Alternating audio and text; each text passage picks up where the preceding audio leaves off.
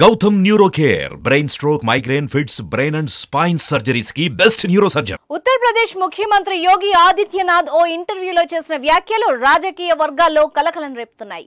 రాజకీయ నాయకుల వస్త్రధారణపై యోగి సంచలన వ్యాఖ్యలు చేశారు. అయితే కొందరు మాత్రం వీటిని ప్రధాని నరేంద్ర మోదీని ఉద్దేశించి చేశారన్న అభిప్రాయాలు వ్యక్తం చేస్తున్నారు.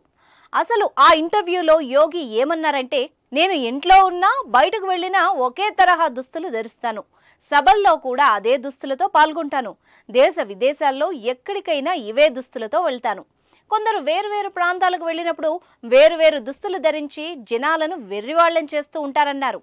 అంతేకాకుండా ఇదేమీ సినిమా కాదు కదా, ప్రతి సందర్భానికి డ్రెస్సులు మార్చడానికి అని అన్నారు. అంతే.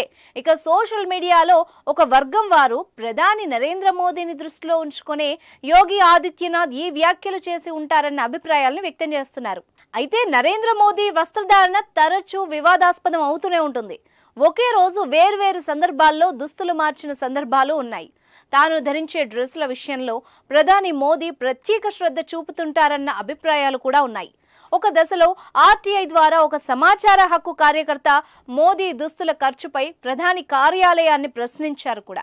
అయితే తన దుస్తుల ఖర్చు ప్రధానే భరిస్తారని, ప్రభుత్వం భరించదని పీఎంఓ సమాధానం ఇచ్చింది. గతంలో ప్రధానులుగా ఉన్న మన్మోహన్ సహా పలువురు సాధారణ రాజకీయ నాయకుల తరహాలోనే తెల్ల కుర్తా పైజామా ధరించేవారు.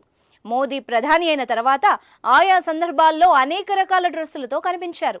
ఒక దశలో లక్షల ఖరీదు చేసే సూట్ వేసుకోవడం తీవ్ర విమర్శలకు దారితీసింది.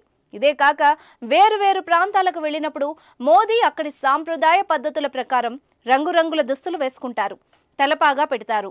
బ్రాండెడ్ దుస్తుల్ని ఎక్కువగా వాడే మోదీ ఈ మధ్య ధోతి కట్టుకుని గుడులకు కూడా వెళ్తున్నారు. దీంతో యోగి మోదీని ఉద్దేశించే వ్యాఖ్యలు చేశారన్న వాళ్లే ఎక్కువగా ఉన్నారు.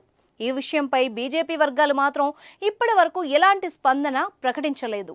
ఏది ఏమైనా మోదీ యోగి మధ్య బలమైన బంధం ఉందన్న విషయం ఇక్కడ గుర్తుంచుకోవాల్సి ఉంటుంది.